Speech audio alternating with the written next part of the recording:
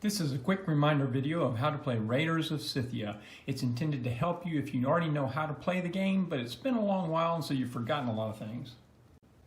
The basic play of the game is that you will be working in this top section here to gain resources, and then you will go raiding in these bottom sections in order to accomplish things and gain victory points. So let's now talk about the setup. After you've placed the board in the center of the table, you'll then shuffle the quest tiles and place them out on the board. These are face down and these are face up.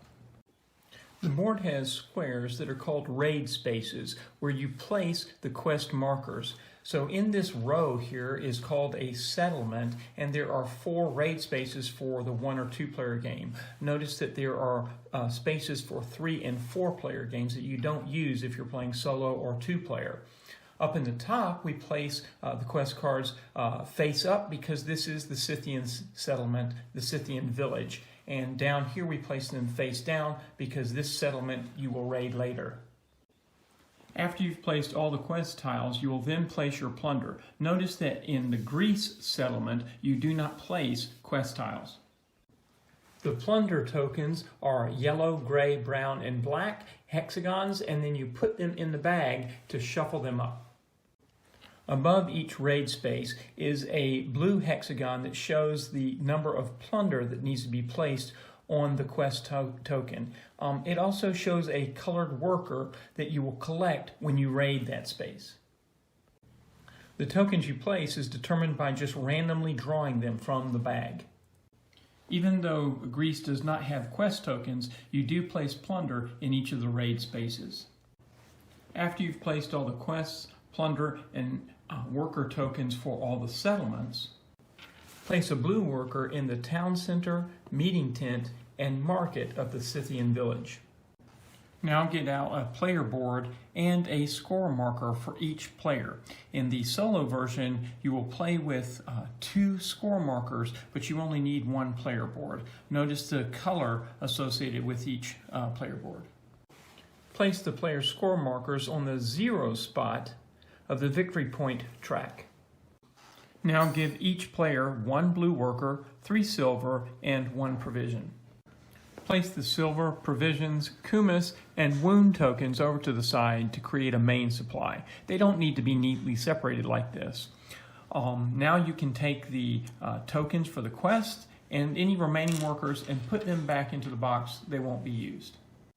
These are the animal cards. Shuffle them and put them next to the main board.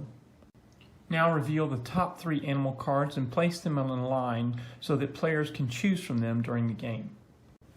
These are the hero cards and these are the crew cards. Shuffle up the cards and deal 1 hero and 1 crew for each player plus 1. So in a 3-player game, you would have 4 pairs. In a solo game, you have 2 pairs, and the players will choose from that. Decide on the starting player, and then in reverse order of player turn, each player selects a pair that they would like. For example, this row is a pair and that row is a pair. For the very last pair, the hero and the hero draw pile are returned to the box. They won't be used. The crew is placed into the discard pile for the crew cards. Place the player's hero card to the left of the player board and place the first crew member in the very first space of the crew sections on the player board. Now deal each player 5 cards from the crew deck, and each player gets to choose 3 of the 5. Return the other 2 to the crew discard pile. If you're playing solo, you will now choose an AI crew card in order to determine the difficulty.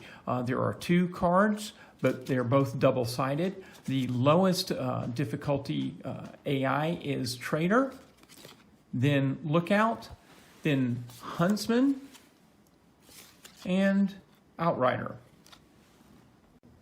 Finally, if you're playing solo, shuffle the AI scheme cards and put them next to the board to form a draw pile, and then give provisions to your AI crew member based upon what is shown on the card. Here, the Huntsman has 2 provisions.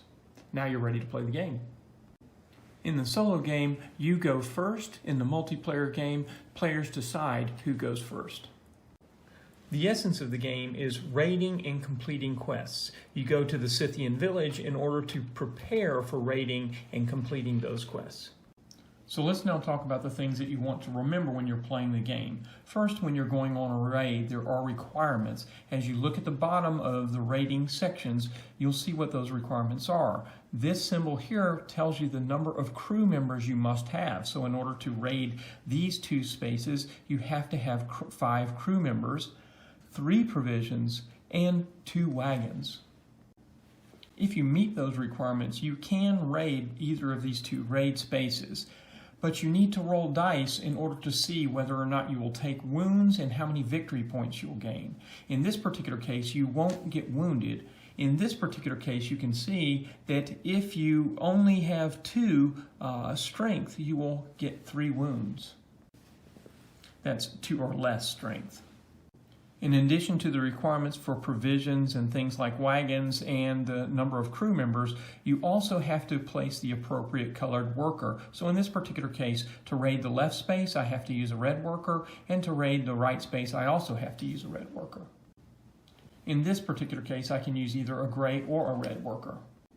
The number of victory points we gain during a raid is determined by our strength, which is shown in each crew member in the upper left, and for horses, it's shown also in an upper left underneath the crew members. In addition, you can gain 1 strength for each kumis, and you gain strength for the numbers that are shown on the die that you roll. Some cards may have attributes that give you additional strength, such as this crew member that gains 2 strength if you're raiding in Greece. If you have wounds, it subtracts from your strength. For example, this crew member has a strength of 2, but -2 for the wounds. Crew members can participate in a raid even if they have 0 strength. But if this crew member takes a wound to bring it below 0, then the crew member will have to be removed from the team.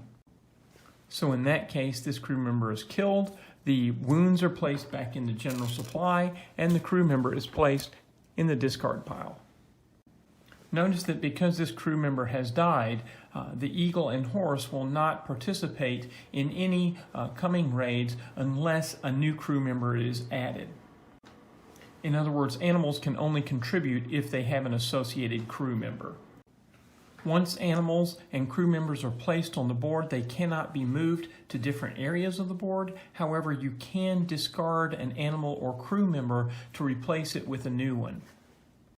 And you can place animals over empty spots. They just won't participate in the raid until a crew member fills up that spot.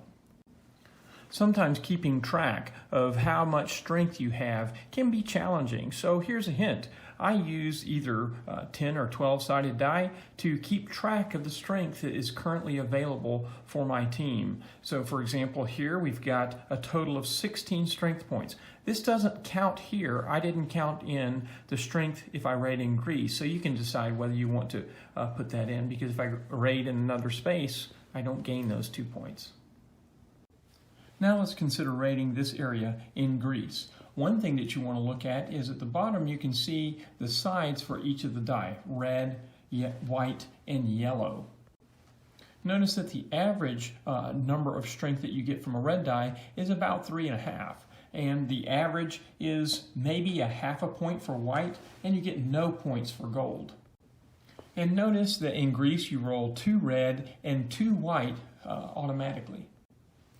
So you can guess at what you might roll through the red and yellow die. Let's assume that we roll 2 and we get a 3 and a 4, so that's 7 for a red, and maybe 1 of the die, white die, gives us a point. So we will expect to get about 8 points from rolling the die. As we look at the current crew members here, we've got a total of 14 points, not counting the extra strength here for raiding in Greece.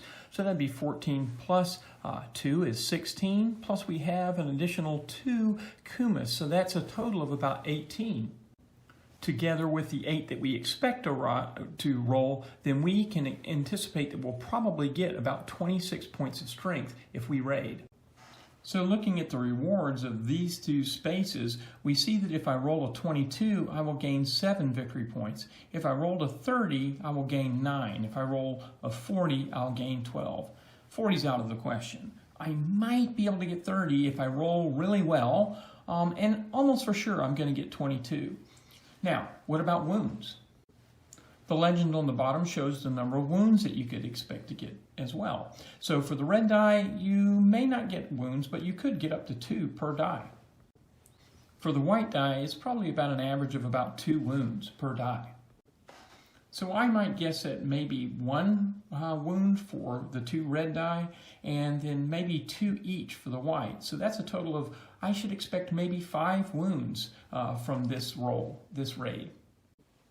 If we notice, we also have a yellow hexagon that represents gold plunder. And if you have gold in your area, then you have to roll yellow dice. So the question is, how many yellow die do you roll? You roll 1 yellow die per raid space in the settlement area that you're attacking. So here, if we're attacking this area, there are 2 raid spaces, but only one of them has yellow dice, so yellow tokens. So we would roll 1 yellow die. In this particular space, we have 2 raid spaces that have a total of 3 yellow tokens, but we only roll 2 yellow dice because there's you roll 1 yellow die per area, so or raid space. So there's a raid space here, a raid space there. Both of them have yellow, and so we roll 2 yellow dice if we're going to raid either one of these places. So in this particular case, if I'm attacking the left side or raiding the left side, I still have to roll 1 yellow die because it's within the same settlement area. So let's consider an example die roll and the results of the raid here. We rolled 2 4s, a 2 with a wound, 3 wounds, and unfortunately for the yellow die, no wounds.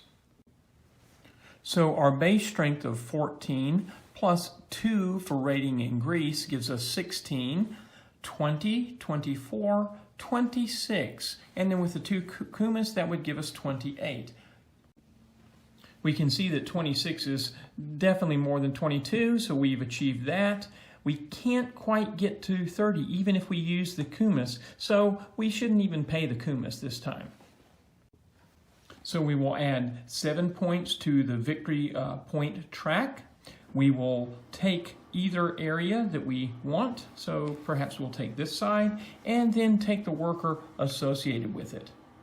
If we were raiding in an area that has a quest token, we would then flip over the quest token face up. In the solo game, if the AI is raiding, they do not place a worker down here. They take the plunder and put it back into the main supply, and you can just take the worker and put it to the side. Then you flip up the quest token face up. And once we have collected all the plunder, we can assign wounds. So in this case, we'll have to assign 4 of them, however we want, among the crew members. So for example, this particular crew member gains 1 card if wounded in the raid. Now they're not going to gain 3 cards if you add, or 2 cards if you add 2 wounds. Now notice if I add a 3rd wound and I actually kill this crew member, I do not actually gain a card because they're not just wounded, they're actually killed. So you need to be aware of that distinction. Now that you remember the basics of questing, let's take a look at some other things that you might want to remember. So the first thing is the hero is not considered part of the crew. So when you're looking at the crew requirements for a raid, if it says that you need 5 crew or 4 crew, you don't include the hero. So in this particular case, you only have 2 crew members. Also, it's important to understand that the crew cards that you have, they can be played in order to assist in a raid, but you can also use this ability here by playing your card. In that case, you would actually discard your card in order to get that ability.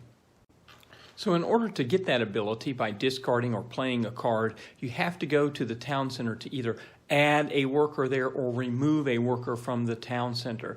Now this other symbol allows you to use the hero ability or an eagle ability. So in this particular case, if you'd gone to the town center, you could, for the hero, gain 4 kumis and 1 provision, or use this eagle to gain an eagle with this crew member. And in those cases, you would not need to discard those cards. It's also helpful to remember this section of the player board. It shows you for each of the plunder how many victory points you get at the end of the game. So for each gold I get 2 points, for each wagon 1. And then it shows at the bottom the maximum number of each of these provisions that you can get. Provisions, kumis, or silver, or cards is limited to 8. It's also helpful to remember that the plunder is used not only for victory points, it also can be useful in the game. You can use them to complete quests, to gain horses at the stables, or to gain provisions at the chief's tent, or to complete raids in Greece or Persia. There are 2 symbols that are a little bit confusing to me when I play the game, and the first one is the barracks. This does not mean that you add a card. Instead, it means that you add a crew member to your crew. This symbol here under the meeting tent means that you add cards to your hand. The other symbol that's a little confusing is this one where you see a torn card with a number underneath it. For example, here, this does not mean that you discard 7 cards. It means that you discard cards that have a strength equal to or greater than 7, and in this case, a strength greater than or equal to 5.